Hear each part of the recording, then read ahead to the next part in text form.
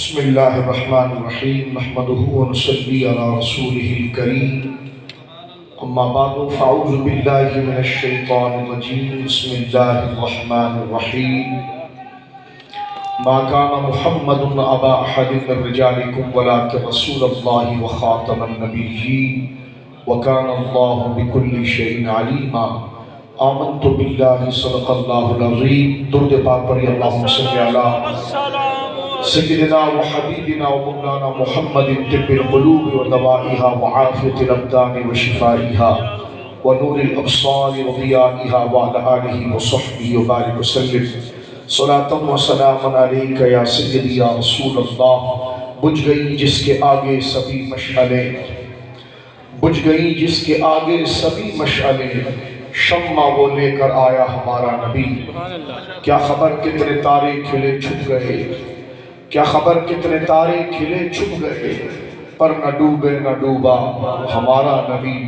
خلق سے اولیاء، اولیاء سے رسول، اور رسولوں کا آقا ہمارا نبی۔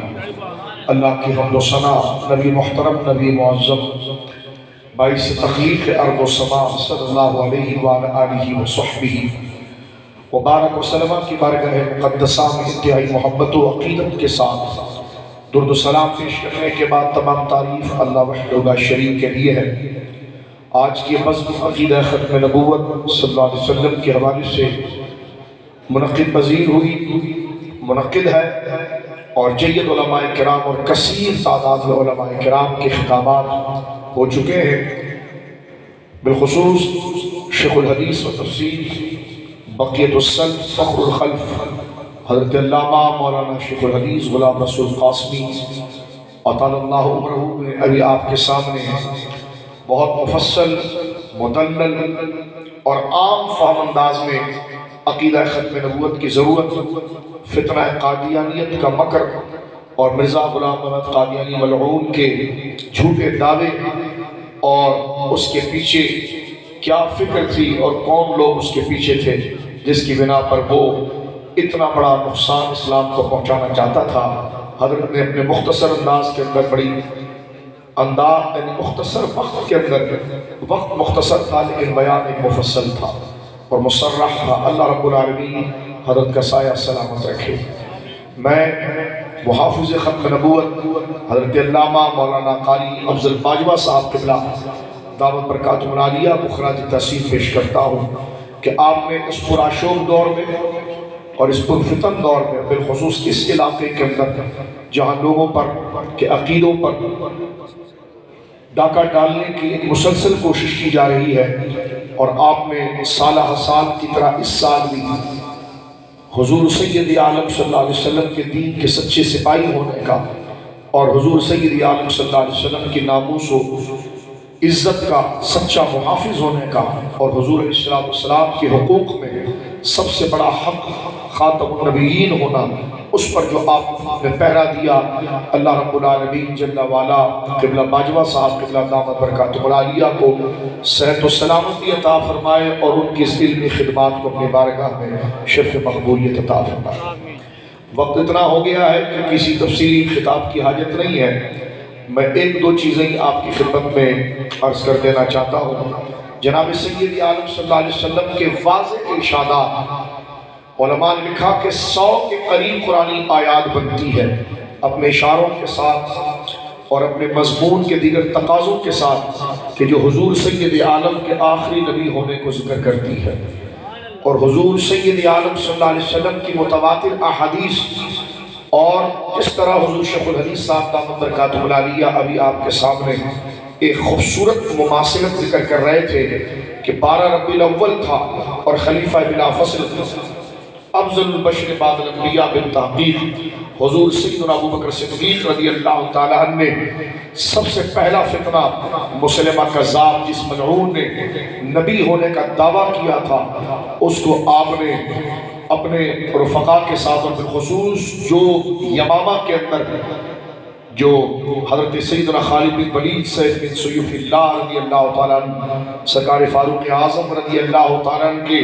بڑے بھائی حضرت زید بن خطاب رضی اللہ تعالیٰ عنہ، حضرت سیدنا ابو بکر صدیق کے شہزادے حضرت عبد الرحمن بن ابی بکر رضی اللہ عنہ، حضرت سیدنا فاروق اعظم کے شہزادے حضرت سیدنا عبداللہ ابن عمر رضی اللہ عنہ، اور جلیل القدر صحابہ کرام رضوان اللہ اجمعین نے مسلمہ کذاب کو پیوند خان کیا، اور علماء نے لکھا کہ اتنی گھمسان کی جنگ عرب میں کبھی نہیں ہوئی تھی، اتنی بڑی جنگ کبھی نہیں لڑی تھی۔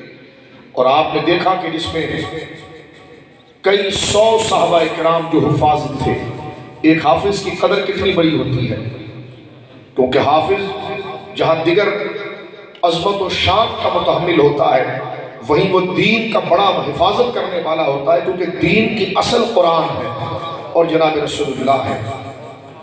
اور قرآن کی حفاظت کیسی ہوگی؟ جب اسے یاد کیا جائے۔ تو ایک حافظ اس شرف کو پاتا ہے کہ وہ دین کی بنیاد کو مضبوط کرتا ہے، اور دین کی جو اصل اساس اور دین کی جو اصل ہے اس کو وہ محفوظ کرتا ہے، حفظ کر کے۔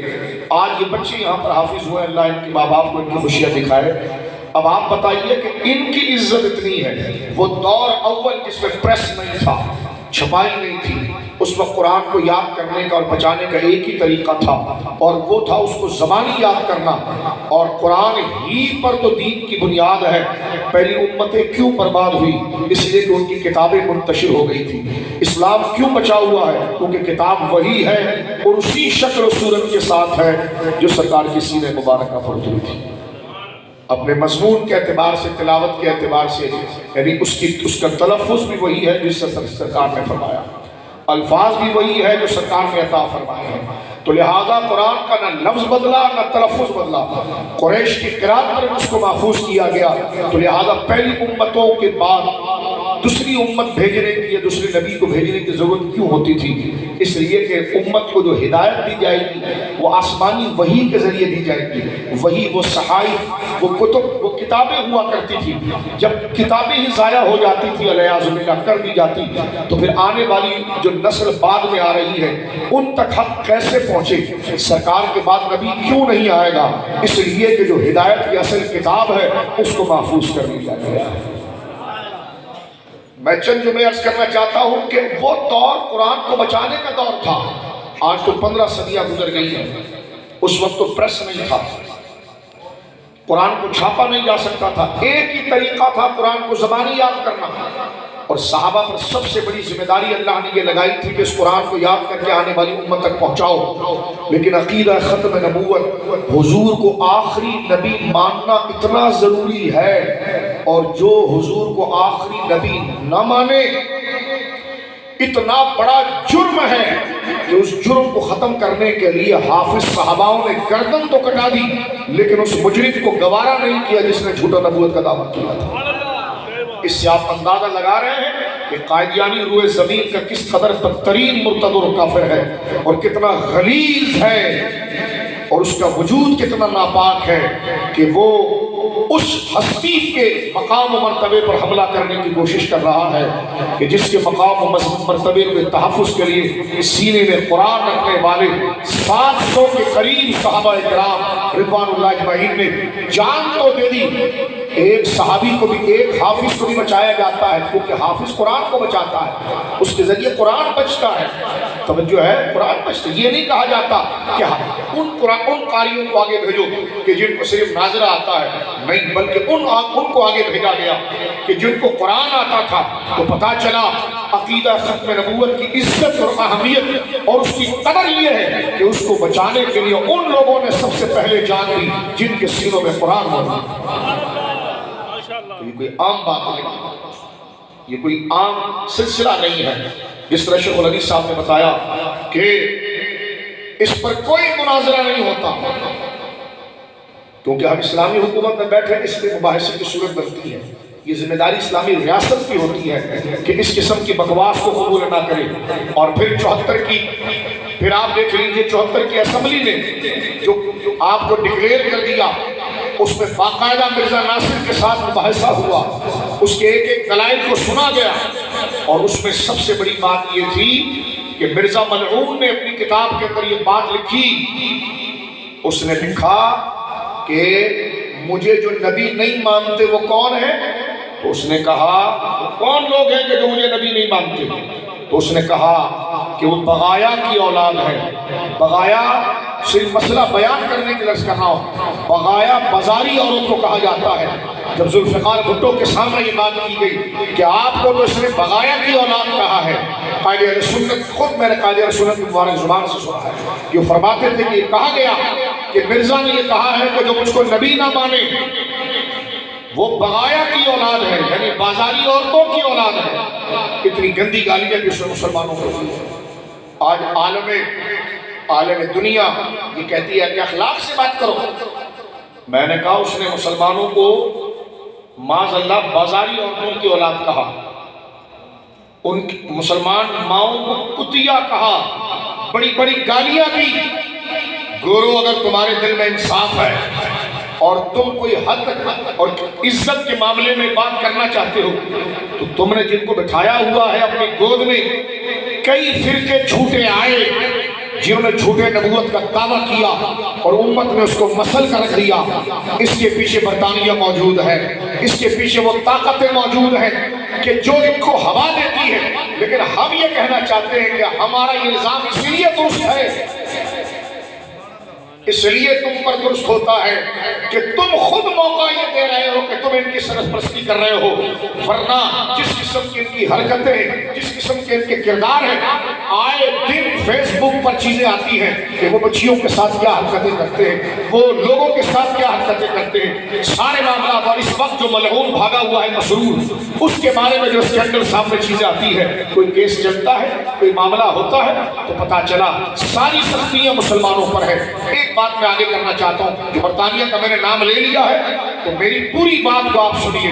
ایک تو ظلم ہم پر ہو رہا ہے، حملہ ہم پر ہو رہا ہے، ہم اس عقیدے کے محافظ ہیں، اور مسلمان وہی ہے جو حضور کو آخری نبی مانے، اور جو حضور تمام ضروریات دینیہ کو ماننے کے ساتھ حضور کو آخری نبی نہ مانے وہ مسلمان ہونے کا حقدار نہیں ہے۔ ایک تو ہمارا حق چھینا گیا۔ ہماری لڑائی ہندو سے کیوں نہیں ہے؟ اگر ہم ایکسٹریمسٹ ہوتے، اگر ہم بہت بڑے جذباتی ہوتے، آج جو فلم دکھائی جا رہی ہے کہ یہ گردنیں کاٹتے ہیں، یہ فلاں کرتے ہیں، تو تم نے عراق میں پکوڑے بانٹے، تم نے افغانستان میں پکوڑے بانٹے، تمہارے لوگوں نے جناب جو ہے وہ نیوزی لینڈ کے اندر جو مسلمانوں کی مسجد میں گھس کے فائلیں لکھی ہے وہ مٹھائیاں بٹی ہیں۔ اگر ایک آدھ قسم کا کوئی واقعہ ہو جائے اس کے ذمہ دار، یعنی جو دہشت گردی کا واقعہ ہے، دہشت گردی سے بات کرنا ہوں، اس کے پیچھے نہ علماء ہوتے ہیں نہ ذمہ دار لوگ ہوتے ہیں، اس کو اسلام کے گھیرے میں نہیں ڈالا جاتا۔ لیکن اب بات اگر خاص ختم نبوت کے موضوع پر کی جائے تو میرے دوستوں بزرگوں اس کو اس انداز میں آپ سمجھ لیجئے، غور کر کے سمجھ لیجئے کہ گوروں کے وہاں یہ قانون موجود ہے جو آئیڈنٹیٹی کا قانون ہے، شناخت کا قانون ہے۔ مثلا غور کریں، پہلے اس سوال کو سنیے، اگر مسلمان انتہا پسند ہوتے تو یہ سکھوں پر حملہ کیوں نہیں کر رہے، یہ ہندوؤں پر حملہ کیوں نہیں کر رہے، یہ عیسائیوں پر حملہ کیوں نہیں کر رہے؟ اور بات اگر عیسائیوں کی ہو گئی ہے تو گوجرا میں جہاں لڑائی ہوئی، جب مسلمان بچوں کو جلا دیا گیا، اگر پاکستان کے مسلمان ایکسٹریمسٹ ہوتے تو ہمارے کراچی کے اندر کئی عیسائی رہتے ہیں، آپ کے گاؤں میں کئی عیسائی رہتے ہیں، لیکن وہ معاملہ آگے نہ بڑھا۔ اس کا مطلب کیا تھا کہ مسلمان بے قصور کسی پر حملہ نہیں کرتے بلکہ اسلامی ریاست میں رہتے ہیں تو پھر وہ قانون کے پاس جاتے ہیں، عدالتوں کے پاس جاتے ہیں۔ لیکن اگر عدالتیں اور قانون صحیح فیصلہ نہ کرے اور حقائق کو فراموش کر دے تو مسلمان اس فیصلے پر یہ ضرور کہتا ہے کہ قلم تمہارا چل گیا، لیکن ہمارا دل اس فیصلے کو قبول نہیں کرتا۔ جیسے آسیہ کے دلائل سنے نہیں گئے اور وہ ملعون برطانیہ کی نیشنلٹی کے لیے 55 صفحے کا اس نے فیصلہ لکھا، 54 صفحے پر قرآنی آیت لکھی اور 1 صفحے پر اس کو بری کر دیا جس کو ہائی کورٹ نے پھانسی کہا تھا، سیشن کورٹ نے پھانسی کہا تھا۔ تو ایسے ظلم کے آگے ہم کہتے ہیں یہ کالا فیصلہ تھا، مسلمان اس فیصلے کو قبول نہیں۔ انتہا پسندی نہیں تھی، انتہا پسندی نہیں، کسی کو مارا نہیں گیا، کسی کو جلایا نہیں گیا۔ میں آپ کو کہنا چاہتا ہوں، دیکھیں ہندو کی مندر پر حملہ کیوں نہیں، قادیانی سے کیوں مسئلہ ہے؟ قادیانیوں سے کیوں مسئلہ ہے؟ ایک دفعہ مانچسٹر کے اندر یہ واقعہ ہمارے ساتھ پیش آیا. پوچھا گیا کہ جناب آپ نے سب کو بلایا ہے، قادیانی کو نہیں بلاتے؟ تو وہاں پر جواب یہ دیا گیا کہ ہمارا ان سے مسئلہ آئیڈینٹیٹی کا ہے، شناخت کا مسئلہ. شناخت کا مسئلہ مثلا دیکھیں، بازاروں میں فوجی کی وردی بکتی ہے. اگر ہم اپنی ڈبل کیبن گاڑی کو آرمی کا کلر کر لیں اور خود فوج کا لباس پہن لیں اور اس کے سٹار لگا لیں، مجھے بتاؤ ایف آئی آر ہوگی کہ نہیں ہوگی؟ ہم اپنی گاڑی کو پولیس کی وین کا کلر کر لیں، خود ایس ایچ او صاحب اور ڈی پی او کی صاحب کی طرح وردی پہن لیں اور اپنے گھر کو تھانے کا پولیس اسٹیشن کا کلر کر لے، پھٹا ہوگا کہ نہیں ہوگا؟ جب پولیس آ جائے گی تو ہم کہیں گے واہ یہ بھی تو گھر بنے ہوئے ہیں، آپ ان کو نہیں پکڑ رہے، ہم کو کیوں پکڑ رہے؟ کہ ان سے شناخت کا مسئلہ نہیں ہے، تیرے سے شناخت کا مسئلہ ہے. تو ایک تو اس عہدے والا نہیں ہے، تو اس منصب والا نہیں ہے، تو شعبے والا نہیں ہے، اور تو نے ہماری نقل کی ہوئی ہے اور اس گھر کا وہ کلر نہیں ہوا ہے. یہی بات ہے کہ ہم ہندو سے کیوں نہیں لڑتے، تیرے سے کیوں لڑتے؟ اس لیے کہ ہندو سے شناخت کا مسئلہ نہیں ہے، تیرے سے شناخت کا مسئلہ ہے. وہ مسلمان نہیں ہے تو خود کو ہندو کہتا ہے، تو مسلمان نہیں ہے تو خود کو مسلمان کیوں کہتا ہے؟ سمجھ گئے؟ مثلا اگر فوجی وردی پہن کر، مثلا کپڑے تو آپ نہیں پہن، لیکن ایک بندہ اگر فوجی کے کپڑے پہن لے وہ پکڑا جائے گا. وہ کہے گا جی اس کپڑے والے کو کیوں پکڑا؟ اس کپڑے والے سے ہماری شناخت متاثر نہیں ہوتی. یہ کہیں گے فوجی تیرے کپڑے سے ہوتی ہے اس لیے کہ تو فوجی نہیں ہے، تو اس ڈپارٹ سے نہیں، تو ہماری طرح کپڑا پہنے گا کنفیوژن پھیلے گی، تو پتہ نہیں کیا کام کرے گا. تو اپنی گاڑی وین کا کلر تو نے ہماری طرح کیوں کیا؟ شناخت کا مسئلہ. تو قادیانی جب مسلمان ہے ہی نہیں تو پھر مسجد کیسے، اپنی عبادت خانے کو مسجد کیسے کہے گا؟ جی دیکھیے شکر علی صاحب فرما رہے ہیں وکیل کا کوٹ پہننا منع ہے کہ لوگوں کو کیسے پتا چلے گا کہ یہ وکیل ہوا، کوٹ تو سوئی نہیں پہنا ہوا، تو کہ اس کا کلر اور ہے، تیرا کلر وکیل ہوا ہے.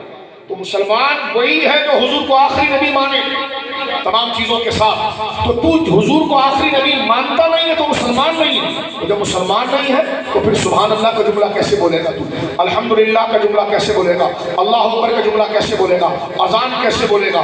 مسجد کیسے بولے گا؟ قرآن، کیونکہ یہ سارے الفاظ مسلمانوں کی شناخت ہے. جب تو مسلمان ہے نہیں تو شناخت کو استعمال کرتا ہے. ہندو سبحان اللہ نہیں بولتا، ہندو الحمدللہ نہیں بولتا، ہندو اپنے مندر کو مسجد نہیں بولتا، ہندو اپنی عبادت کو آزان نہیں بولتا. تو جب ہم اس سے، کیونکہ وہ مسلمان ہی نہیں ہے، وہ کہتا میں کیوں بولوں جب میں مسلمان نہیں ہوں. تو جب ہماری شناخت کا پتہ ہی نہیں ہے تو ہماری سے کوئی لڑائی نہیں ہوتی. اور تو مسلمان نہیں ہے اور تو اپنے عبادت خانے کو مسجد کہتا ہے، خود کا نام مسلمانوں کا رکھتا ہے، تو ایک ہے تو چور، پھر تو ہمارے درمیان پروفیسر بن کر بیٹھ جائے تو تو ہے چور، تو پروفیسر ہے ہی نہیں، تو نیک ہے ہی نہیں، تو تو مسلمان ہے ہی نہیں. تو مسلمانوں والی علامت کیوں لیتا ہے؟ تو گورو ظلم مسلمانوں پر ہوا ہے. آج اجازت دو مجھے کہ میں پنجاب کے اندر جناب جو ہے کہ پونڈ کی ایک مشین لگاؤں اور جعلی پونڈ بناؤں، کوئی اجازت دے گا؟ وہ کہے گا کیسی اجازت ہے، یہ ہمارے ملک کی کرنسی ہے. تو میں نے کہا کرنسی تمہاری ہے تو کاغذ میں بھی تو خرید کے لایا ہوں، کلر تو میں بھی خرید کے لایا ہوں، مشین تو میں بھی خرید کے لایا ہوں. اگر ڈالر ہم بنائیں اپنی مرضی سے، توجہ ہے، ڈالر ہم بنائیں اپنی مرضی سے، پاؤنڈ تمہارے ہم بنائیں، یورو ہم بنائیں، کہتے اجازت نہیں ہے. میں نے کہا کیوں نہیں ہے؟ کہنے لگے یہ ہمارے حق ہے صرف. تو میں نے کہا تیرے کو یہی تو سمجھا رہا ہوں، مسلمان کہلانے کا حق اسی کو ہے جو حضور کو آخری نبی کہے گا. یہ دجال اور تو نے یہ جو بچے ناجائز اپنے قریب بٹھائے ہوئے ہیں اور جن کے سر پر پگڑیاں رکھ کے مسلمان کہہ رہا ہے، تو مسلمان کہنے سے کوئی مسلمان نہیں ہوتا جب تک وہ حضور کو آخری نبی تسلیم. تو ظلم ہم پر ہوا یا قائدیانیوں پر ہوا؟ ظلم ہم پر ہوا ہے. مثلا اس کو ابھی بھی نہیں سمجھے تو یوں سمجھو، ہماری مائیں بوڑھی ہو گئی، ان کی شرافت کیا ہے؟ ہمارے باپ، ہماری ماؤں کی شرافت کیا ہے؟ سب ماں باپ والے. ہماری ماں کے سفید دوپٹے کی شرافت کیا ہے؟ ہمارا باپ. بے شک توجہ ہے، عام سادی اردو میں یہ الفاظ بول رہا ہوں. ہماری ماں کے سفید بالوں کی شرافت کیا ہے؟ ہمارا باپ. بات سمجھ رہے ہیں اس کے ضمن میں کیا بات کرنا چاہ رہا ہوں؟ آپ کے شناختی کارڈ پر آپ کے ابو کا نام لکھا ہوا ہے، توجہ ہے؟ کوئی کہے کہ نہیں یہ نام غلط لکھا ہوا ہے، یہ نہیں ابا وہ ہے، تو بتاؤ اس بے اعتمادی پر آپ پر کیا گزرے گی؟ تو اس بے اعتمادی پر کیا گزرے گی؟ اس سے زیادہ مسلمانوں پر یہ گزرتی ہے کہ حضور کے نبی آخری ہونے کے بعد اس دجال کانے جو باتھ روم کے اندر اور اپنی غلاظت کے اندر مرا، اس کو انسان کہنا جائز نہیں ہے، تو یہ جائے کہ حضور کی طرح عظیم ہستی اس کو قرار دیا جائے۔ کوئی چور کو اپنے باپ سے تشبیہ دیتا ہے؟ کوئی کہے جناب وہ چوک پر جو وہ چور بیٹھا ہوا ہے وہ تمہارے باپ کی طرح، تو آپ اپنے باپ کی اتنی عزت کرتے ہیں اور کرنی چاہیے کہ ایک گئے گزرے آدمی کو اپنے باپ کی، تمہارے کوئی دوست اگر کہے کہ تیرا باپ اس فلاں آدمی کی طرح جو گھٹیا ہے تو تم اس سے جھگڑ پڑتے ہو، تو کہاں باپ کی عزت اور کہاں نبی کی شان۔ مرزا تو زانی تھا، مرزا زانی تھا، بدکار تھا، بالکل جاہل تھا، پیشاب اس کا کپڑوں میں نکلا کرتا تھا، سب اس کی کتابوں میں لکھا ہوا ہے۔ ایسے انسان کو تو ہم اپنے بڑے بھائی کی طرح نہیں کہہ سکتے، اپنے استاد اور اپنے بزرگوں کی طرح نہیں کہہ سکتے، یہ جائے کہ اس خنزیر کو رسول اللہ کی بڑا بنا دیا، اس سے بڑی گستاخی۔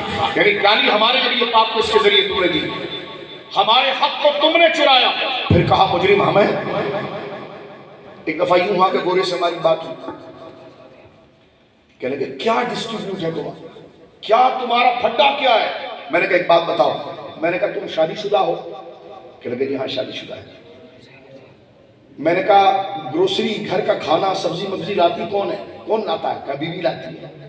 میں نے کہا وہ کماتی ہے؟ کہنے کہ نہیں کماتی۔ تو میں نے کہا اس کے پاس پیسہ کہاں سے آتا؟ کہا میں نے اکاؤنٹ کھولا ہے، اپنی سیلری سے پیسہ ڈالتا ہوں۔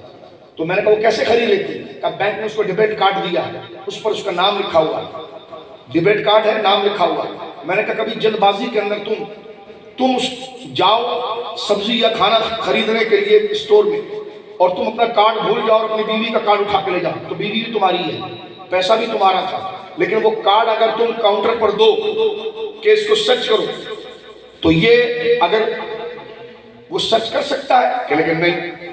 میں نے کہا کیوں؟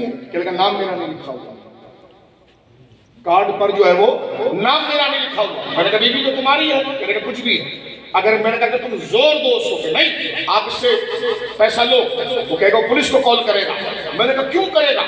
کہ لیکن نام اس کارڈ پر میرا نہیں لکھا ہے۔ تو میں نے کہا اس سے کیا جرم بنتا ہے؟ اس نے کہا اس سے آئیڈینٹی کا جرم بنتا ہے کہ جب یہ تو نہیں ہے تو تو کیسے بن رہا ہے، جب تو ہے نہیں تو بن کیسے رہا ہے؟ ہم بھی یہی کہہ رہے ہیں جب قادیانی مسلمان نہیں ہے تو پھر مسلمان بن کیسے رہا ہے؟ وہ خود کو ہندو کہہ دے بات ختم، وہ خود کو، کیونکہ ظاہر سی بات ہے کہ جب وہ حضور کو آخری نبی نہیں تسلیم کر رہا اور اس میں ہزاروں ویسے لے کر آ رہا ہے اور پھر مرزا کو قبول کر رہا ہے، اس مرزے کو قبول کر رہا ہے جس نے نبی پاک کی توہین کی، صحابہ کی توہین کی، جس نے انبیاء کی توہین کی، گندے الفاظ اور گرے ہوئے الفاظ اس نے لکھے، اس کی کتابیں خود موجود ہیں۔ ایسا شخص تو انسان کہلانے کے لائق نہیں ہے، چہ جائے کہ اس کو متقی پرہیزگار یا جناب ولی یا مصلح یا بروزی یا پھر نبی، اور بیشتر حضرت فرما رہے تھے کہ معاذ اللہ وہ اپنی بدبختی میں اتنا بڑھ گیا کہ لگا کہ ایک دفعہ محمد رسول اللہ مکے میں پیدا ہوئے ہیں اور دوسری دفعہ وہ قادیان میں پیدا ہوئے ہیں۔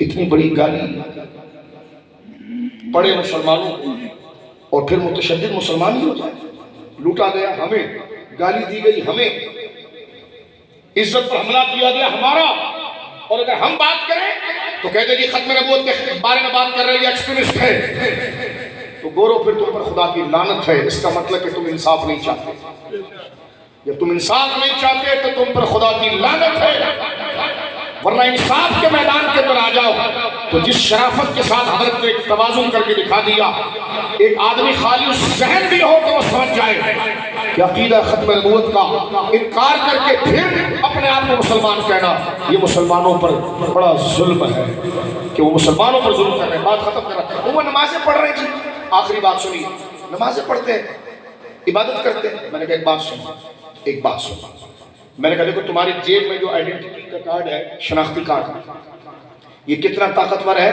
تم کہیں بھی جا سکتے ہو، رات کو دن کو گھوم سکتے ہو. کراچی جاؤ، پنجاب میں جہاں چلے جاؤ، بلوچستان کہیں چلے جاؤ. سادے انداز میں بتا رہا ہوں آپ کو. یہ شناختی کارڈ اتنی اہمیت کا ہے. پولیس والا بھی دیکھتا ہے، آپ کو سلام کرتا ہے، چلیے جناب. رینجز والے بھی کبھی چیک کرتے ہیں، اوکے السلام علیکم، چلیے، ٹھیک ہے جی. تو یہ کارڈ کیا ہے؟ پلاسٹک کا بنا ہوا ہے، ایک کاغذ کا ٹکڑا ہے. لیکن آپ اس ملک کے شہری ہیں، اس کی وجہ سے یہ پہاڑوں سے زیادہ وزن رکھتا ہے. پولیس بھی آپ کو دیکھتی شاہ، اچھا کارڈ ہے، السلام علیکم، بات ختم کر رہا ہوں، توجہ کر رہا ہوں، کارڈ ہے، السلام علیکم.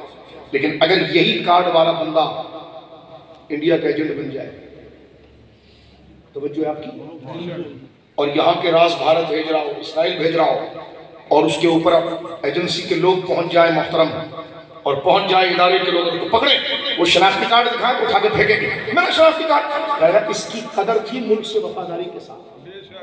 جب تک ملک سے وفاداری تھی تو اس کارڈ کی حیثیت سونے کی تھی. جب تو نے ملک سے غداری کر لی تو یہ کاغذ کا ٹکڑا ہے. تو نماز کی عزت ختم نبوت سے ہے، اور نماز ختم نبوت نہیں ہے تو نہ کلمے کی عزت ہے پھر تیرے، اور نہ تیری نماز کی. میں نے ایک شناختی کارڈ سے آپ کو بات سمجھ میں آئی. تو لہٰذا یہ نماز، روزہ، زکوٰۃ، حج، یہ صرف ہمارے اسلام کی علامت ہے. ایمان یہ نہیں ہے. ایمان ضروریات دین کو قبول کرنے اور اعلان کے ساتھ اس میں ختم نبوت ہے. اگر وہ چیز نہ ہو تو یہ ساری چیزیں کوئی حیثیت نہیں رکھتی. یہ محض ایک جھکنے اور اٹھنے کی طرح ہے. تو لہذا جیسے شناختی کارڈ، بندہ اگر پاکستانی ہو تو شناختی کارڈ اس کاغذ، اس کو کوئی کاغذ کا ٹکڑا نہیں کہے گا، اس کو چومے گا. لیکن اگر بندہ غدار ہو جائے اور یہاں بیٹھ کر بھارت کو راز بیچ رہا ہو اور ڈکلیئر ہو جائے کہ یہ بھارت کا ایجنٹ ہے، تو چاہے وہ یہاں کا پیدا شدہ ہو، وہ شناختی کارڈ اگر دکھا بھی دے تو اس کاغذ کا ٹکڑا ہوگا اس کی اہمیت نہیں. کیونکہ وہ کاغذ سونا جب بنا تھا کہ جب آپ کو اس ریاست سے وفاداری تھی. تو نماز جب ملتی ہے، بنتی ہے جب ختم نبوت سے وفاداری ہو. لہذا ان چیزوں سے متاثر ہونے کی میرے دوستوں بزرگوں کوئی ضرورت نہیں. اور لہذا باہر جا کر یہ کہنا کہ ہمیں مسلمان مانتے ہیں، یہ کرتے ہیں، کتنا بڑا جھوٹ ہے، کتنا بڑا جھوٹ ہے. کوئی یہ بات نہیں کرتا ان سے. نعرہ تکبیر، اللہ اکبر، یا رسول اللہ، خلافت. کون مارتا ہے کسی کو؟ کس نے کس کو مارا؟ میں نے کہا سنو، اگر کسی کے گھر کی بیٹی پر کوئی بری نظر ڈالے، وہ آگے سے تھپڑ مارے، تو اشتعال کس نے دلایا؟ بلوا کس نے بنایا؟ تو میں نے کہا بیٹی کی عزت تو رسول اللہ کی ختم نبوت پر قربان، ماں کی عزت قربان، باپ کی عزت قربان. جب تو مسلمان نہیں ہے تو تو اس دجال کو محمد رسول اللہ کہتا ہے، اور جب تو مسلمان نہیں ہے تو خود کو مسلمان کہتا ہے. تو بلوا ہم نے پیدا کیا یا انہوں نے کیا؟ آپ کے گھر میں آپ روزانہ جاتے آتے، ایک بندہ آیا آپ کے گھر کی تختی ہٹا کر اپنا نام لگا دے اور اندر گھسے، تو آپ اس کو ڈرائنگ روم میں بٹھائیں گے، لات ماریں گے؟ آپ کو کہیں گے سب کو تو آپ ڈرائنگ روم میں بٹھاتے تھے، اس کو کیوں دھکا دے رہے ہیں؟ آپ کہیں گے اس لیے دھکا دے رہا ہوں اس سے کہ یہ میری امانت پر قبضہ کر رہا ہے اور بلوا یہ پیدا کر رہا ہے. تو مسلمان کوئی بلوا، اور مسلمان بلوائی ہوتے تو مندر چھوڑتے، سکھوں کے گردوارے چھوڑتے، لیکن نہیں، سکھوں کے گردواروں سے ہمارا کبھی کوئی گویا کہ اس قسم کا معاملہ نہیں. ہندوؤں کے مندروں سے کبھی ایسا کوئی معاملہ نہیں، عیسائیوں کے گرجوں سے کبھی معاملہ نہیں. ہمارے علماء نے کہا یہ پاکستانی ریاست ہے، ہر مذہب کا بندہ رہ رہا ہے، ان کے کسی بھی مذہبی رسومات میں نہ آپ شامل ہو اور نہ ہی اس کی خرابی کا سامان بنے. کیوں؟ کیونکہ وہ اپنی ایک الگ شناخت رکھتا ہے، آپ اپنی ایک شناخت رکھتے ہو. لیکن اگر پھر وہی بات آ گئی کہ وہ مسلمان اگر وہ اپنی عبادت خانوں کے اوپر اگر وہ بورڈ لگا لے مسجدوں کا، تو پھر لڑائی شروع ہو جائے گی. کیونکہ آپ کہیں گے کہ میرا بچہ مسجد کا مینارہ دے کر کہیں نہ چلا جائے. اور بات کو یوں بھی ختم کرتے ہیں، کوئی نون لیگ میں ہے تو کوئی بلہ لیگ میں ہے تو کوئی تیر لیگ میں ہے تو کوئی ڈنڈا لیگ میں ہے تو کوئی آسمان لیگ میں ہے. ہر ایک کے جھنڈے الگ الگ، ہر ایک کے جھنڈے. اب الیکشن شروع ہو گیا. جو تیر والا ہے وہ اپنے دفتر کو اگر نون والا بنا لے ویسا کلر کر دے جھنڈے کا، اور نون والے کو پتا ہو یہ میرا نہیں ہے، تو بڑا ہوگا کہ نہیں ہوگا؟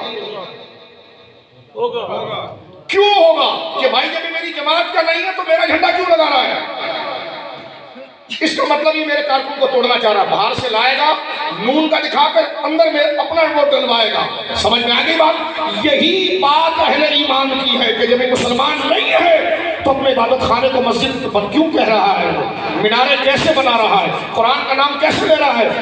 مسلمان کو چیخ کر استدعا کر رہا ہے اعلیٰ عدالتوں کے اندر اور لوگوں کے سامنے کہ ہم اپنے بچوں کا ایمان کیسے بچائیں گے، کہ جب یہ مسلمان نہیں ہے تو یہ اپنے عبادت خانوں کی شکل مسلمانوں کی طرح بنا رہا ہے، مینارہ مسلمانوں کی طرح بنا رہا ہے، نام اس کا مسلمانوں کی طرح لکھ رہا ہے۔ توجہ ہے آپ؟ اور یہ مسلمان نہیں ہے، کیونکہ مسلمان وہی ہے جو حضور سید عالم کو تمام دیے ہوئے عقیدوں کے ساتھ ساتھ حضور کو آخری نبی مانے، اور ایسا آخری نبی مانے کہ حضور کے بعد کسی جدید اور نیو نبی کی پیدائش کو جائز نہ سمجھے۔ میں اوسلو گیا، ناروے میں گیا، حضور پیر صاحب اوسلو ایئرپورٹ سے نکلا، کوئی 2 ایکڑ کے اوپر ایک مسجد بنی، اس پر بڑا بورڈ لگا تھا بیت النساء۔ میں نے ظہر نہیں پڑھی تھی حضور، یہ میں دیکھ آیا ہوں تو آپ کو تڑپ کے بتا رہا ہوں۔ آپ خدا میرے ملک پاکستان کو سلامت رکھیں جس میں آپ کے عقیدے محفوظ اور ایسے علماء موجود ہیں۔ اوسلو میں مجھے کہا گیا حضرت آپ یہاں پر ختم نبوت پر نہیں پڑھتے، میں نے کہا پھر جمعہ آپ نے پڑھایا۔ اتنا زور، بھائی ایک موضوع بھی دلائل سے بیان نہیں کر سکتا بندہ۔ جب ہم ایئرپورٹ سے نکلے تو بہت بڑا مرکز، نام میں لے رہا ہوں، پوری دنیا سن رہی ہے۔ اوسلو ایئرپورٹ سے جب میں نکلا، ناروے جب میں گیا تو سامنے بہت بڑا 2-2.5 ایکڑ پر بنی مسجد، خوبصورت مینارہ جیسے بادشاہی مسجد۔ میں نے کہا رکھو یار میں ظہر پڑھوں، کہنے کہ یہ قادیانی ہے۔ میں سامنے گیا اور مجھے پاکستان کی قدر آئی اور علماء کی قدر آئی کہ جو بتاتے ہیں۔ میں نے کہا کس مسلمان کو پتا چلے گا اس میں مینارے کو دیکھ کر اس طرف جا رہا ہوں، میں مسجد کے محراب کو خوبصورت بنا ہوا اس کو دیکھ کر جا رہا تھا مسجد کو۔ انہوں نے کہا یہ بیت النساء لکھا ہوا ہے، یہ قادیانیوں کے لیے ہے، یہ قادیانیوں کا گردوارہ ہے، بلکہ گردوارہ بھی نہیں کہہ سکتے ورنہ سکھ ناراض ہو جائیں گے، یہ ان کا اپنا کوئی کیا ہوا ہے۔ کیوں؟ اس لیے کہ سکھ اپنی ایک شناخت رکھتا ہے، یہ ایسے غلیظ ہیں جس سے حضرت نے فرمایا ماجون مرکب، خود اس نے کہا میں ماجون مرکب ہوں، میری ماں کا پتہ اور ابا کتنے یہ مجھے نہیں پتا، کہ کہاں سے کہیں سے سید بن گیا ہوں تو کہیں سے میں شیخ بن گیا ہوں تو کہیں سے، تو نسب تو باپ ہی سے چلتا ہے میرے دوستوں بزرگوں۔ اب آپ توجہ کیجئے، یہ میں آپ کو کیفیت بتا رہا ہوں۔ پھر آگے جا کر ایک چھوٹا سا کوئی یوں سمجھے کہ 20 مرلے پر ایک مسجد تھی، کہا یہ مسلمان یہاں پر ہے، اور میں نے وہاں پر ظہر کا آخری وقت تھا اور میرے پاس ہوا۔ تو ان کانفرنسوں کی قدر کرو، ان کانفرنسوں کی قدر کرو جو تمہیں بتاتے ہیں۔ دیکھو پاکٹ مار کبھی بھی آئے گا جیب خطرہ، وہ پسٹل لے کر نہیں آئے گا، وہ دوست بن کر آئے گا، پہلے تم سے پیار کرے گا، ہاں بھائی کیسے ہو، ٹھیک ہو، خیریت سے ہو، ماشاءاللہ کپڑے بڑے اچھے، تمہارے ساتھ بیٹھے گا، تمہارا اعتماد جیتے گا، تمہارے قریب بیٹھے گا اور خاموشی سے جیب میں ہاتھ ڈالے گا، اور اتنی خاموشی سے جیب سے بٹوا نکال کے لے جائے گا، جب آپ ہاتھ مارو گے پیسے کہاں گئے تو کوئی کہے گا وہ جو قریب میں بیٹھا ہوا تو وہی لے گیا، تو آپ کو پھر بھی یقین نہیں آئے گا نہیں وہ تو اتنا اچھا آدمی تھا۔ توجہ ہے؟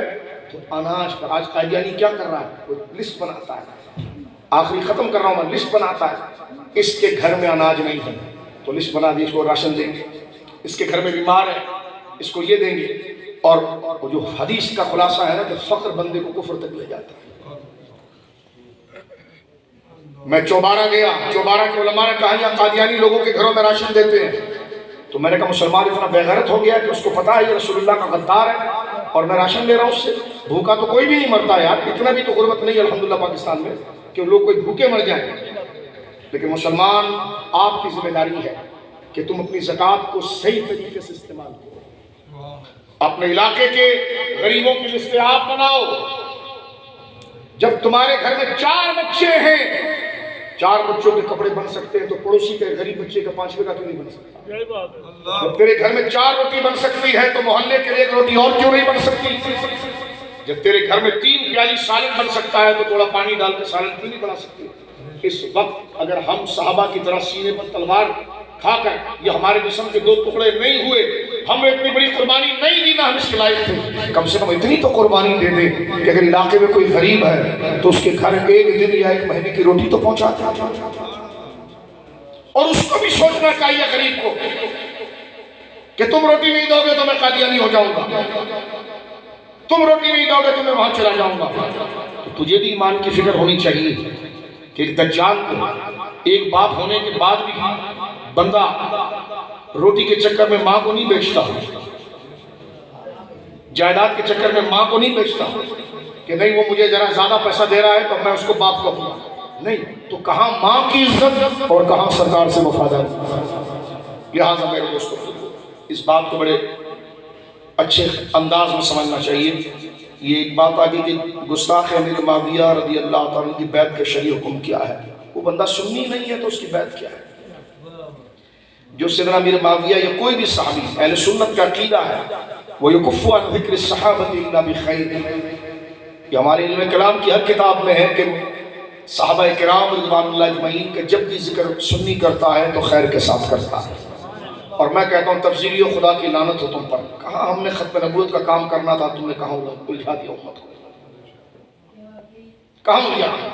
کہہ رہے کہ حق چار نعرہ فلانے کا ہے، کوئی کہہ رہا ہے کہ حق چار نعرہ، حق چار نہیں چاروں، حق چار یار نعرہ تفسیق ہے، ایک کہہ رہا ہے میں تو منع کر رہوں گا، تو میں نے کہا تینوں ایک تھال میں کھا رہے ہو، تھوڑی سی شرم کرو۔ کہاں امت ان بڑے بڑے ضروریات دین کے مسئلے میں لوگوں کے عقیدے کو بچا رہی ہے، اور تم یہاں پر افضلیت کا مسلم مسئلہ جس کی عمارت گنبد والوں نے مضبوط کر رکھی ہے جو گنبدوں کے اندر ہے، اس مسئلے کو تم نے چھیڑ دیا۔ سیدنا امیر معاویہ کی صحابی جس طرح بھی شیخ الحدیث صاحب نے فرمایا کہ حضرت سفیان رضی اللہ عنہ اس روایت کے راوی ہے بخاری شریف کے، ان کی صحابیت پر تم نے اعتراض کھڑا کر دیا، حضرت معاویہ کے اعتراض پر، ان کی صحابیت پر تم نے اعتراض کھڑا کر دیا۔ کس نے حضرت امیر معاویہ اہل سنت کا مسلم بڑا بزرگ ہو اس نے آپ کی صحابیت کا انکار کیا ہو؟ بلکہ یہ تو بات دن کے سورج سے زیادہ روشن ہے کہ حضرت امام حسن نے ان کے ہاتھ پر بیعت کر لی، حضرت حسین نے ان کے ہاتھ پر بیعت کر لی، اور حضرت داتا صاحب رحمۃ اللہ علیہ جو سیدوں کا باپ ہے وہ آپ نے فرمایا کہ امام حسین نے جب تک حق غالب تھا تلوار نہیں اٹھائی تھی، یزید کے سامنے تلوار اٹھائی۔ حضرت غوث اعظم ان کے لیے خلافت لکھ رہے ہیں غنیت الطالبین شریف، اور مجھے سنی کو یہ حوالہ دینا پڑے کہ حضرت امیر معاویہ رضی اللہ تعالیٰ کا کیا مقام و مرتبہ ہے۔ لہٰذا ان لوگوں کو غور کرنا چاہیے جنہوں نے چھپے ہوئے فتنوں کو جگا دیا اور ان کو جری کر دیا۔ آپ کہتے ہیں مولا علی کی شان بیان نہیں ہو رہی، کون سنی ہے جو مولا علی کی شان بیان نہیں کر رہا؟ لیکن صبح شام جو تمہارے گروہ کے اندر یہ بھیڑیے ان کے متعلق سوال آ رہا ہے، او خدا کے بندے آپ بھی بول دے حضرت امیر معاویہ کی شان ان کے درمیان، تاکہ رجوع کی توفیق کوئی خدا دے۔ ہم کوئی جھگڑا نہیں چاہتے، کوئی فساد نہیں چاہتے، لیکن مولا علی کا ذکر عبادت ہے اس کے، لیکن کب ہم نے یہ کہا کہ معاذ اللہ اہل سنت و جماعت کے نزدیک حضرت مولا علی کا ذکر کوئی ہلکا ہے؟ معاذ اللہ۔ لیکن یہ تو شریعت کے قاعدے ہیں کہ افضلیت حضرت سیدنا ابو بکر صدیق کی ہے، فضیلت اطلاق سیدنا ابو بکر صدیق کی ہے، لیکن جزوی فضیلتوں کے اندر حضرت مولا علی کا جو اختصاص ہے اس کا کوئی سنی انکار نہیں کرتا۔ ہمارے بزرگ امام احمد رضا نے مطلب القمرین میں لکھ دیا، حضرت امام ربانی نے لکھ دیا، کوئی اس کا انکار نہیں کرتا۔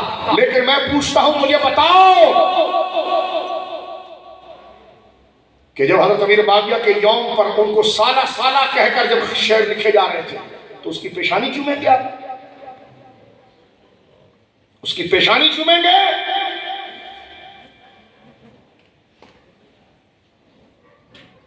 تو میرے دوستو بزرگو، حضرت امیر معاویہ صاحب رسول ہیں، اور سنو پیری مریدی کوئی لوہا لٹ نہیں ہوتا، اس کا نبوت سے کوئی تعلق نہیں۔ نبی کی نبوت منسوخ نہیں ہوتی، پیر کی پیری منسوخ ہوتی ہے۔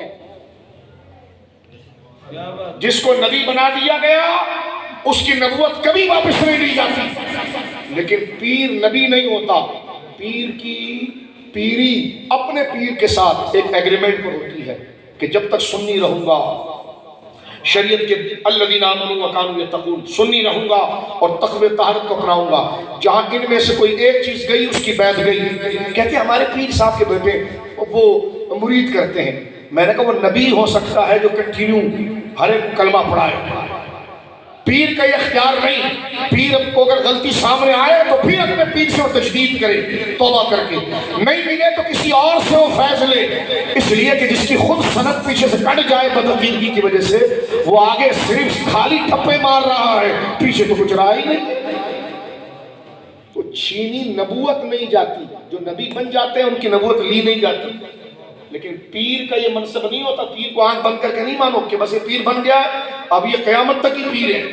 نہیں, جب تک پیر ہے جب تک وہ سنی ہے, جب تک وہ پیر ہے جب تک اس کے عقیدے اہل سنت والے.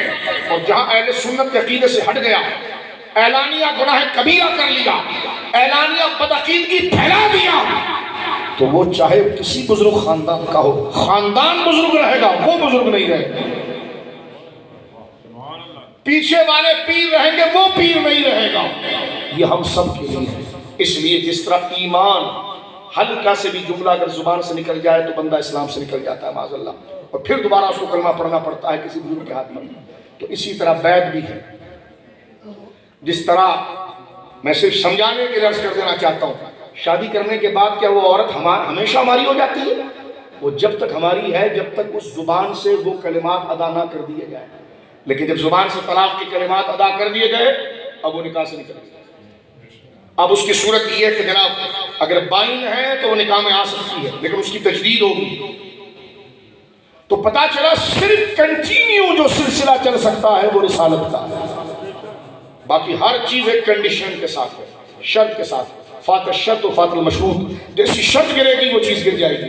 لہذا پیر کو آنکھ بند کر کے نہیں مانتے, آنکھ بند کر کے صرف نبی کو مانتے. یہی مرزا نے اسی کا فائدہ اٹھایا.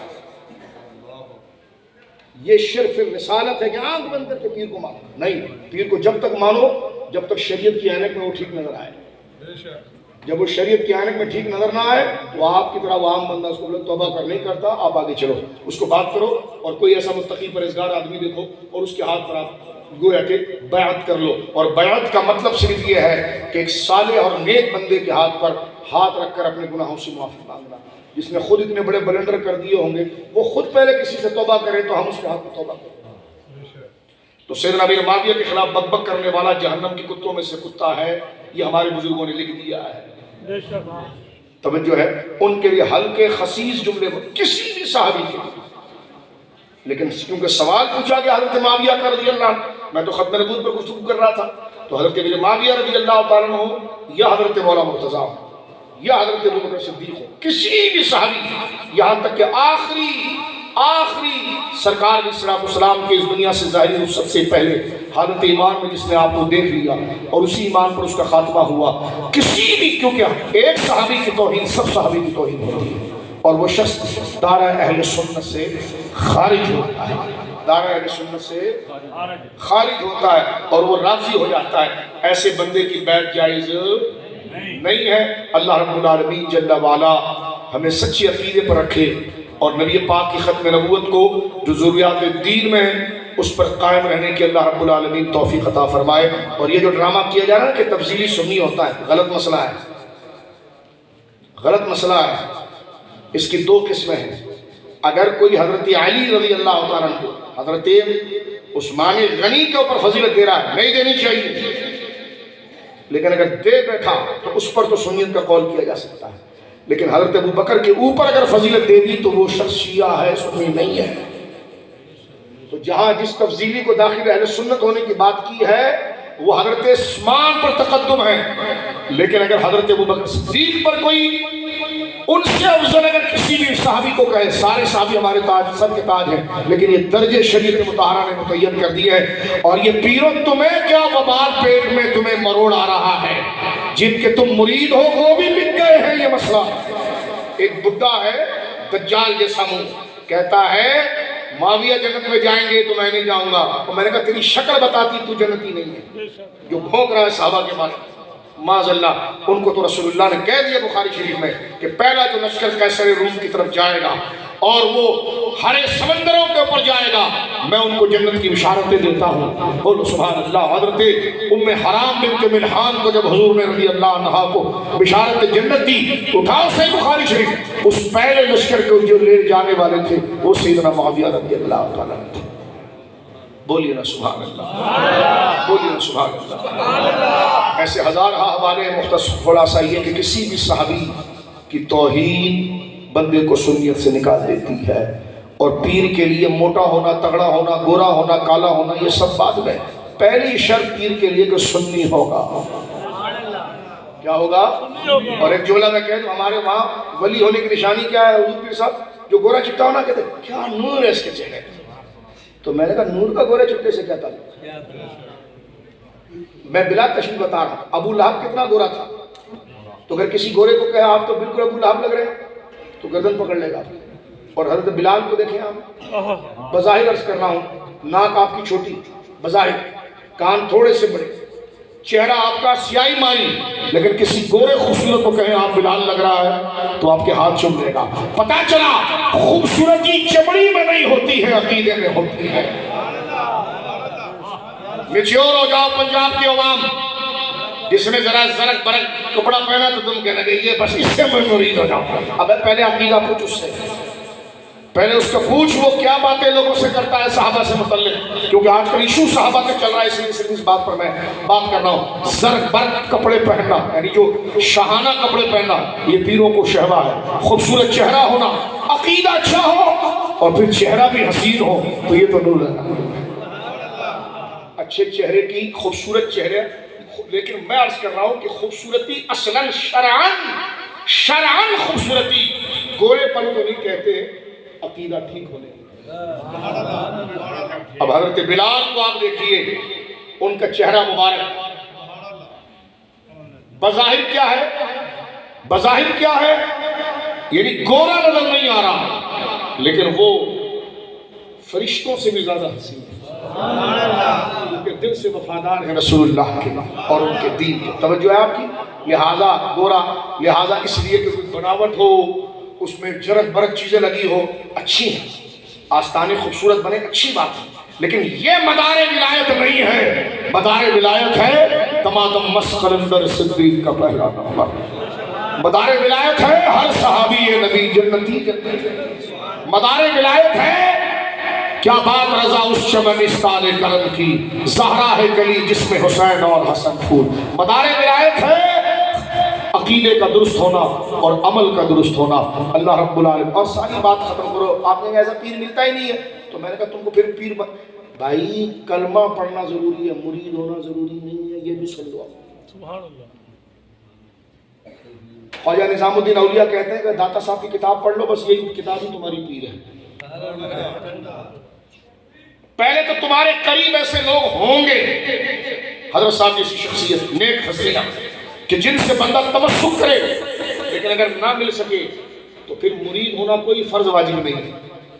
وہ جن کے لیے بیعت کا مسئلہ ہے وہ سلسلہ ہی اور ہے، وہ بات ہی اور قانون کی ہے، یہ تمہیں کچھ اور بتا رہے ہیں، جبکہ ہم خود مرید ہیں، لیکن بحمداللہ ایسے شیخ کے مرید ہیں جس پر سنیت ناز کرتی ہے۔ الحمدللہ حضور تعالی شریعت کے غلام ہیں، جن کا نام آئے تو سنیت کا نشان ہوتا ہے، اور ان کو صرف اس لیے نہیں مانا کہ وہ امام محمد رضا کے پوتے ہیں، اس لیے بھی مانا کہ وہ پوتے ہیں، لیکن اس لیے مانا کہ وہ زبردست سنی بزرگ ہیں۔ تو لہٰذا اگر کوئی سنی بزرگ نہ ملے تو پھر قرآن ہی پڑھ لو، سنت ہی پڑھ لو، داتا صاحب کی کتابیں پڑھ لو، غوث پاک کی کتابیں پڑھ لو، اسی سے تمہیں راستہ مل جائے گا، اور وہی راستہ شریعت پر عمل کرنے کا وہ بیعت ہے، اور سچے لوگ مل جائیں تو پھر مرید ہو جاؤ۔ جدی پشتی مرید ہے، میں نے کہا ہوا کرو، کس نے منع کیا ہے، لیکن جو مزار والا تھا اس کی طرح اگر عقیدہ اس کے اندر ہے تو مرید ہونا، ورنہ بیٹا کنان ہو جائے تو اس کے پیچھے جانے کی ضرورت نہیں ہے، اپنی نسبت ایمان کے ساتھ جوڑنا شروع کر دو۔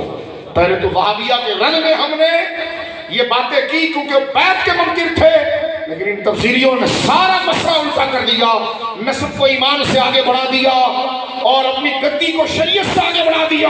تو ہم کہیں گے نسب کی عزت ہے مگر ایمان کے بعد، گدی کی عزت ہے مگر شریعت کی وجہ سے. تو اللہ رب العالمین جل والا ہمیں شریعت مطہرہ کا پابند رکھے. امام احمد رضا، حضرت غوث اعظم، شیخ محقق حضرت امام ربانی، تاجدار گرڑا، ان عظیم ہستیوں کا اللہ رب العالمین جل والا ہمیں غلام رکھے اور ہمیں فتنہ قادیانیت سے اللہ رب العالمین جل والا محفوظ رکھے. ان سے اللہ رب العالمین امت کو تحفظ دے. امت یہاں جل رہی ہے عقیدہ ختم نبوت کے غداروں سے لڑتے ہوئے، اور تمہیں نسب کے تفخر سے جان نہیں چھوڑ رہے.